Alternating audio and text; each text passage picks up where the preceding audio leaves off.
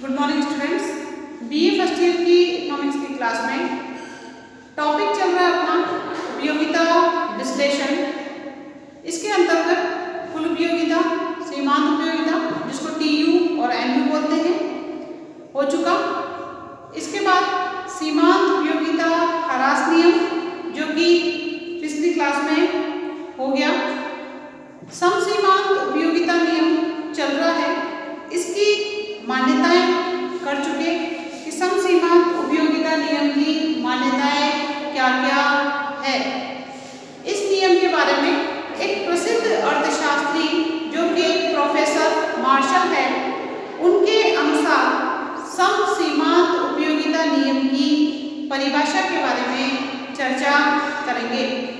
Professor martial जो कि अर्थशास्त्र के महान अर्थशास्त्रियों में नाम आता है इनका, वो ये कहते हैं कि यदि एक व्यक्ति के पास ऐसी वस्तु है जिसे वह कई उपयोगों में लगा सकता है।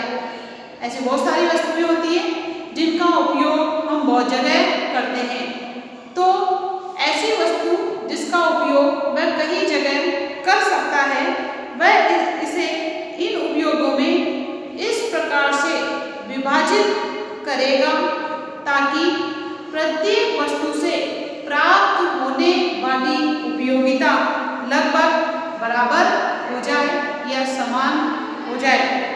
इस प्रकार जिस वस्तु से ज़्यादा उपयोगिता मिलेगी, उपभोक्ता उस वस्तु पर ज़्यादा पैसा लगाकर ज़्यादा संतुष्टि प्राप्त करने की कोशिश करता है। कहने का मतलब ऐसा साधन जिसको बहुत जगह यूज किया जा सकता है, तो उपभोक्ता उस साधन को सभी वस्तुओं पर इस प्रकार से विभाजित करता है पैसे को कि सभी वस्तुओं से उपयोगिता लगभग बराबर बराबर हो जाए। यदि उसे ऐसा लगता है कि इस वस्तु की जगह दूसरी वस्तु से उपयोगिता ज़्यादा मिल सकती है, तो वो वहाँ से पैसा हटाकर दूसरी वस्तु पर पैसा लगाएगा ताकि वो लाभ प्राप्त कर सके। इस प्रकार प्रोफेसर मार्शल ने परिभाषा दी है, उसके बारे में चर्चा करेंगे। सबसे पहले आप समसीमांत उपयोगिता नियम के अंतर्गत मार्शल के विचार हेडिंग डालिए। समसीमांत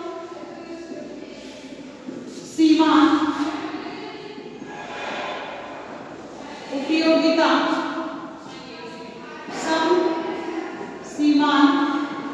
उपयोगिता नियम। इस नियम के अंतर्गत मार्शल के विचारों के बारे में देखेंगे। तो समसीमांत उपयोगिता नियम हेडिंग डाल दीजिए। इसके अंदर मार्शल के विचार, इसको मैं आपको सिर्फ यही कह सकती हूँ इसके अंतर्गत कि प्रोफेसर मार्शल के अनुसार यदि कोई वस्तु ऐसी है जिसे व्यक्ति अनेक उपयोगों में लगा सकता है, तो वह उस वस्तु को इस प्रकार से विभाजित करेगा या इस वस्तु को इस प्रकार से लगाएगा ताकि सभी वस्तुओं से प्राप्त उपयोगिता लगभग बराबर प्राप्त हो जाए। यदि उसे ऐसा लगता है कि इस वस्तु की जगह दूसरी वस्तु से ज़्यादा उपयोगिता मिलेगी, तो वहाँ से वो साधन हटाकर दूसरी वस्तु पर लगाकर लाभ प्राप्त करने की कोशिश करता है। ये प्रोफेसर मार्शल के विचार थे। इन विचारों को आप लिख लीजिएगा, मैं आपको नोट्स भेज दूंगी। प्रोफेसर मार्शल ने समसीमांत उपयोगिता नियम के बारे में निम्न बातों पर बल दिया है, जिसके अंतर्गत मार्शल के अनुसार निम्न बातों पर जो बल दिया गया है उसके बारे में करेंगे। मार्शल के अनुसार समसीमांत उपयोगिता में निम्न बातों पर निम्न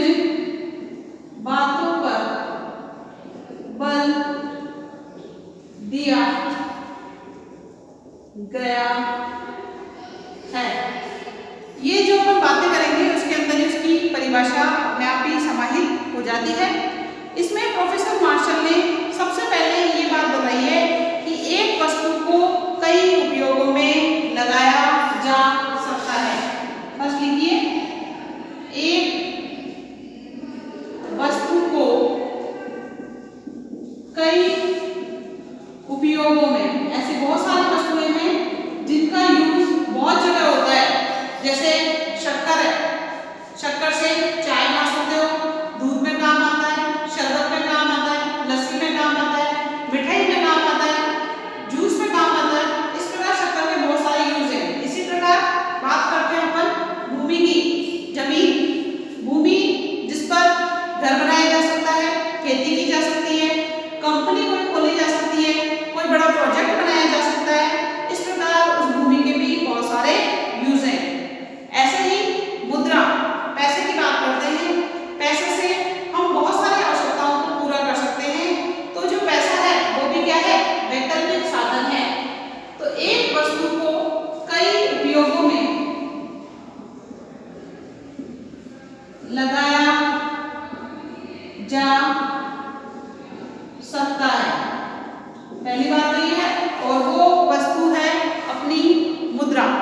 सेकंड बात है, सभी उपयोगों में सीमांत उपयोगिता समान करनी है। सभी उपयोगों में, सभी उपयोगों में MU, मैं यहाँ पर शॉर्ट में MU करूंगी, समान करनी होगी। कहने का मतलब है समसीमांत उपयोगिता नियम की दूसरी बड़ी जो बात है वो है आपकी, जिन वस्तुओं पर पैसा लगाया जा रहा है उन सभी वस्तुओं से प्राप्त होने वाली उपयोगिता कैसी होगी, समान होनी चाहिए। इसलिए समान करनी होती है। नेक्स्ट जो इससे संबंधित समसीमांत उपयोगिता नियम है, इससे संबंधित थर्ड बात जो है वो है, यदि विभिन्न उपयोगों में सीमांत उपयोगिता समान नहीं है तो एक उपयोग से वस्तु की कुछ मात्रा निकालकर दूसरे उपयोग में लगानी होगी, ताकि सभी उपयोगों में MU कैसी हो जाए, समान हो जाए, बराबर हो जाए। तो थर्ड बात लिखिए, यदि विभिन्न उपयोगों में, यदि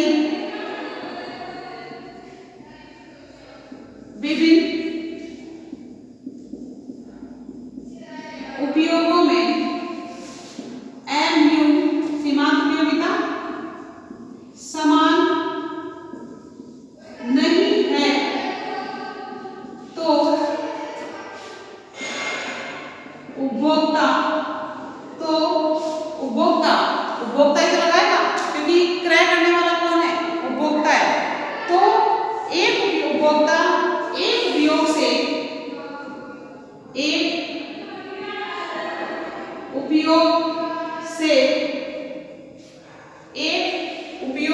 से वस्तु की कुछ मात्रा, वस्तु की कुछ मात्रा हटाकर या निकालकर, बात देखिए, तो वस्तु की कुछ मात्रा हटाकर या निकालकर दूसरे उपयोग में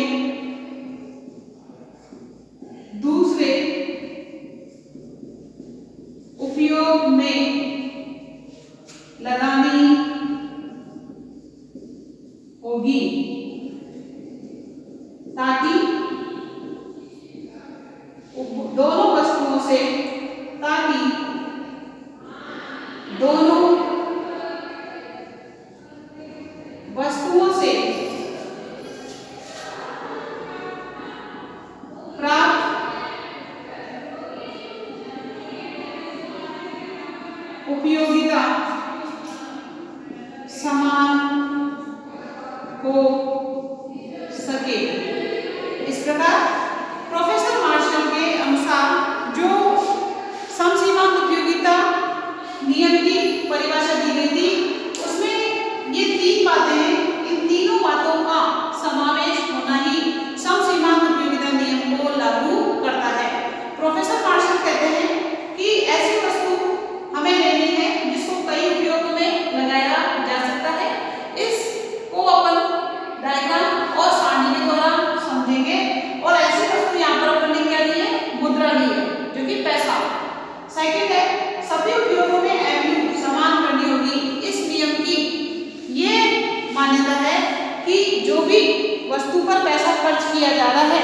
सभी वस्तुओं से प्राप्त सीमांत उपयोगिता कैसी होनी चाहिए?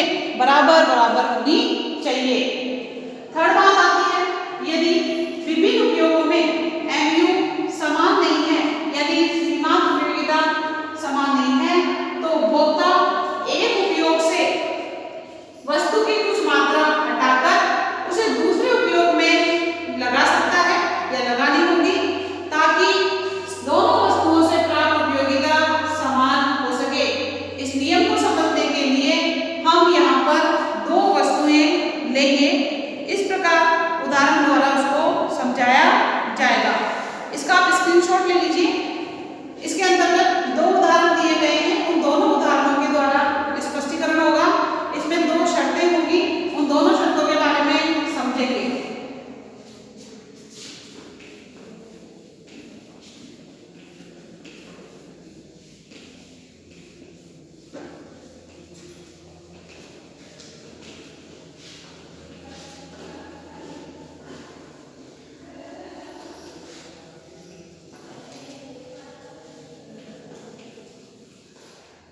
आगे इसी को कंटिन्यू करते हुए लिखिए। पहला उदाहरण, फर्स्ट उदाहरण की बात करते हैं अपन। दो उदाहरण बताएंगे इस नियम का स्पष्टीकरण करने के लिए। पहला उदाहरण, इन उदाहरणों में दो वस्तुएं लेंगे और मुद्रा लेंगे जो कि वैकल्पिक साधन है। इसमें लिखिए, मान लीजिए एक व्यक्ति को 7 रुपए आम व आंवला पर व्यय करने हैं। रुपए कितने हैं? 7। और वस्तुएं कौन कौन सी है? आम और आंवला, दो वस्तुएं हैं। उसके लिए प्रत्येक वस्तु पर व्यय किए गए 1-1 रुपए से प्राप्त मात्राओं की सीमांत उपयोगिता सारणी में दर्शाई गई है। तो अपन सारणी बनाएंगे। सबसे पहले मुद्रा की मात्रा, यहाँ पर क्या लेंगे? मुद्रा की मात्रा।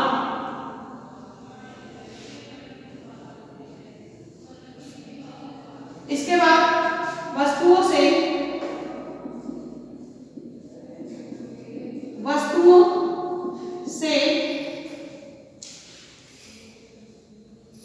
यहाँ पर वस्तु की कर लो, वस्तु की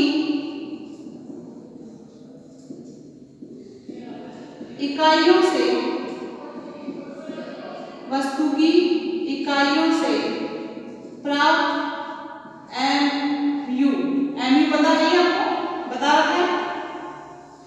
और यहाँ पर दो वस्तुएं लेंगे जो कि कौन कौन सी है? यहाँ पर तो है आम और यहाँ पर है आंवला। दो वस्तुएं लेंगे, आम और आंवला। इसके अंदर देखिए रुपए कितने हैं? 7 रुपए हैं, बता रखा है आपको। अब इसमें मुद्रा की मात्रा 1, 2, 3, 4, 5 और 6। यदि पहला रुपया आम पर खर्च किया जाता है तो 42, 35, 30, मतलब ये प्राप्त होने वाली उपयोगिता है। 42, 35, 30, 28, 18 और जो छठी रुपया खर्च किया जाएगा उससे प्राप्त हो गया आपको 15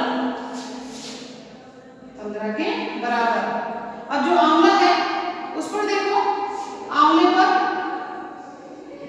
32, 30, 28, इसके बाद 18, 10, 5,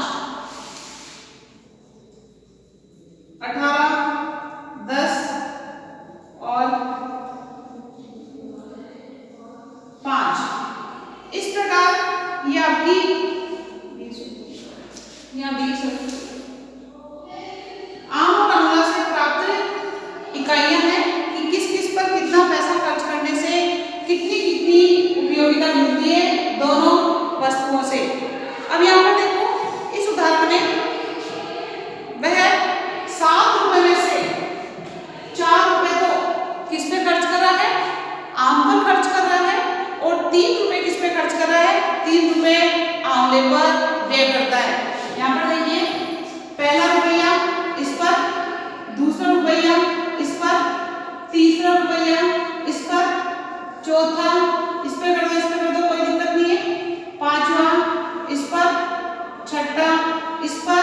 और 7वां इस पर।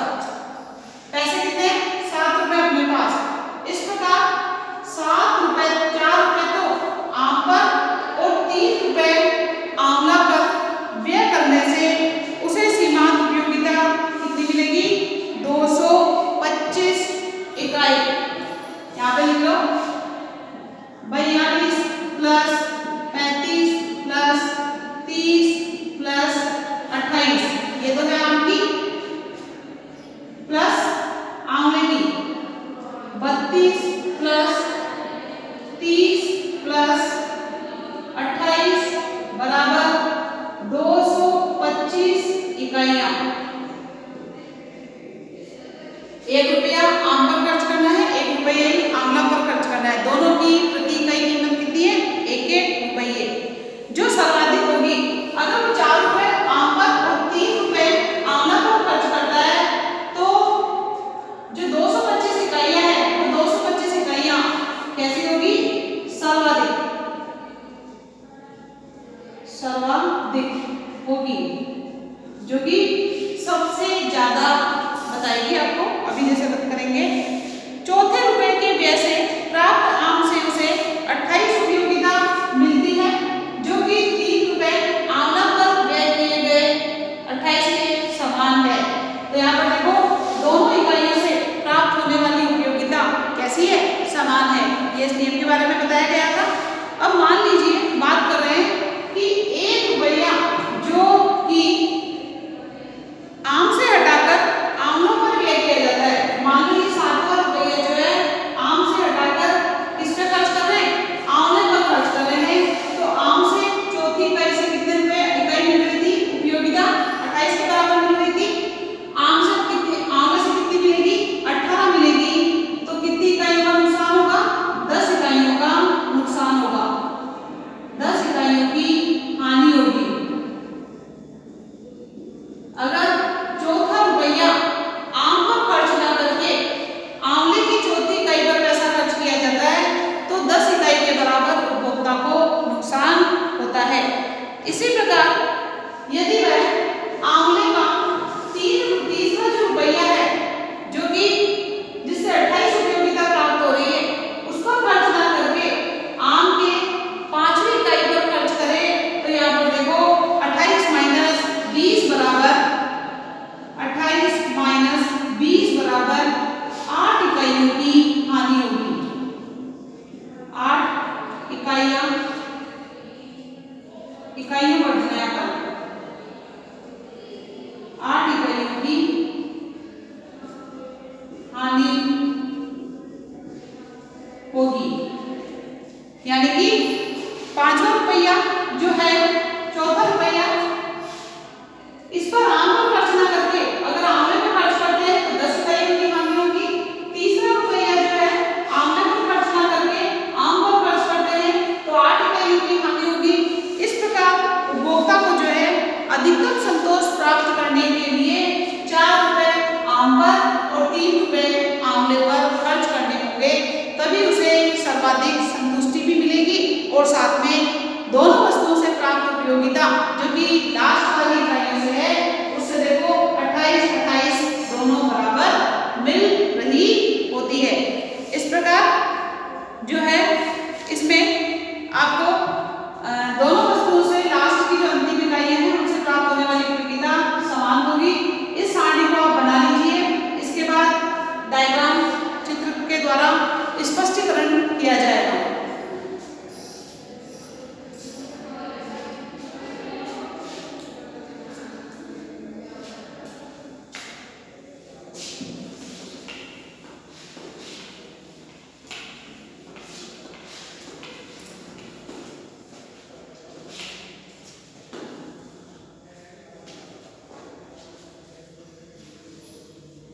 लिखिए चित्र द्वारा स्पष्टीकरण। चित्र द्वारा स्पष्टीकरण। अब आम और आंवला जो कि सारणी बनाई थी उसे प्राप्त होने वाली उपयोगिता, इसके बारे में चित्र बनाएंगे। इसके अंतर्गत चित्र में वही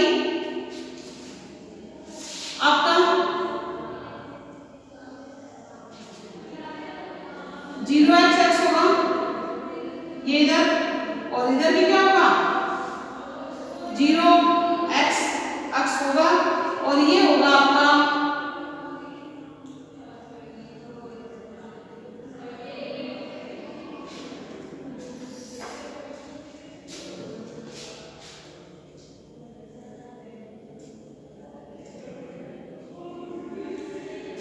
ये होगा आपका 0/x।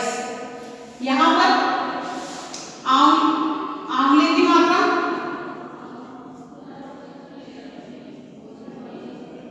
दर्शाएंगे और यहां पर आम की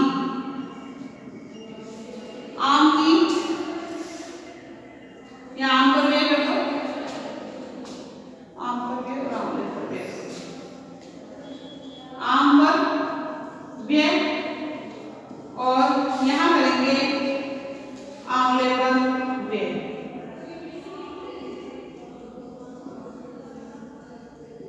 और यह हो जाएगी आपकी दोनों वस्तुओं से यानी आम और आंवला दोनों वस्तुओं से प्राप्त होने वाली सीमांत उपयोगिता।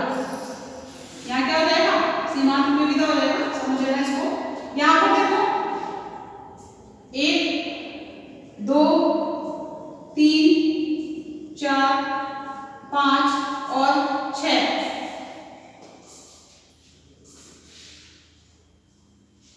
इसी प्रकार आंवले का भी 1 2 3 4 5 और ये 6 है, जो कि मुद्रा की मात्रा थी, इतनी इकाइयां थी अपनी 6 तक, तो ये बनाएंगे। अब इसमें देखिए इधर अपने सबसे ज्यादा हाईएस्ट कितना था? हाईएस्ट आपका जो था सारणी में वो है 42। तो यहाँ पर आप कर लीजिए 8 16 24 32 40 और ये ऊपर हो जाएगा 48। ठीक है। पहला रुपया जो कि आम पर व्यय किया जा रहा था उसे हमें 32 के बराबर मिल रही थी, तो यहाँ 32 में निशान लगा देंगे। दूसरा रुपया जो कि आम पर ही व्यय किया गया, इसके अंतर्गत 35, सेकंड पर 35, 42 से सॉरी 42 था, 42 यहाँ पे आएगा। सेकंड आपका 35 है तो 35 यहाँ पे आ जाएगा। थर्ड आपका थर्ड से कितनी उपयोगिता हो रही थी? 30। थर्ड है तो 30 यहाँ पे आ जाएगा। फोर्थ 28 आ जाएगा यहाँ पे। फिफ्थ से फोर्थ के बिल्कुल स्केल से करना है, यहाँ पे आएगा।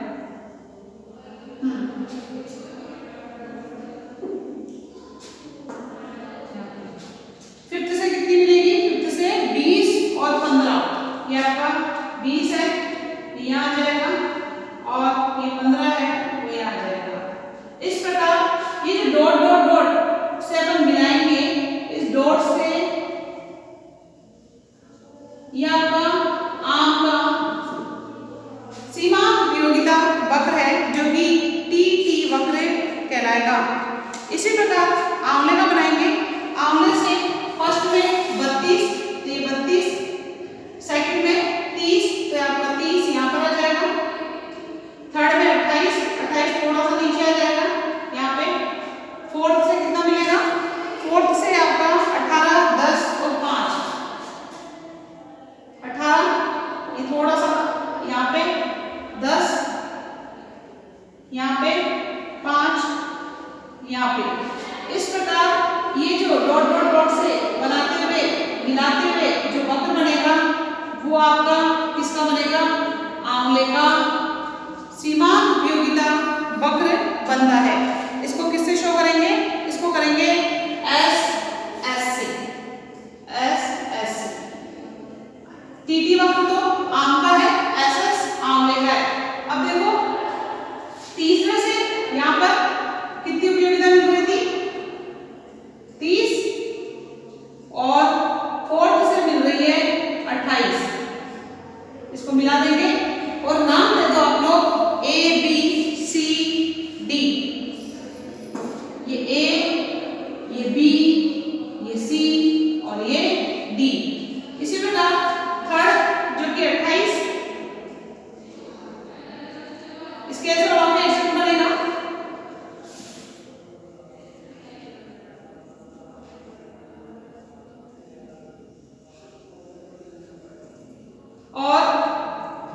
ये आपका फोर्थ से जो था वो कितना था 34, नहीं फोर्थ से जो था वो 20 था। इस प्रकार इसको नाम देंगे EFGH, EFGH। ये बिल्कुल ऐसे बना लीजिए। इसकी जो तीसरी इकाई है ये वाली किसकी, आंवले की, और आम की जो चौथी इकाई है वो देखो बराबर आ रही है। यहाँ पे जब आगे तक मिलाओगे तो इक्वल आएगी, क्योंकि आम पर 4 रुपए और आंवले पर 3 रुपए व्यय करने से संतुष्टि बराबर मिल रही थी। अब देखिए इसका स्पष्टीकरण कैसे करोगे। पहले बना लो इसको, बनाने के बाद OIX पर मात्राएं आएंगी, यहाँ पर कोष्ठक में कर दो मुद्रा की मात्राएं, किसमें है, रुपए में। मुद्रा की मात्राएं कितने, रुपए में है। स्पष्टीकरण में बता देती हूँ, इस चित्र को बना लेना। यहाँ पर एरो के द्वारा कर देना आम का सीमांत उपयोगिता वक्र, इधर रख देना आंवले का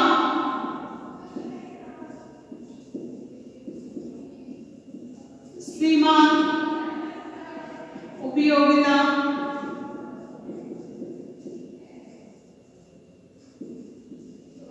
वक्र।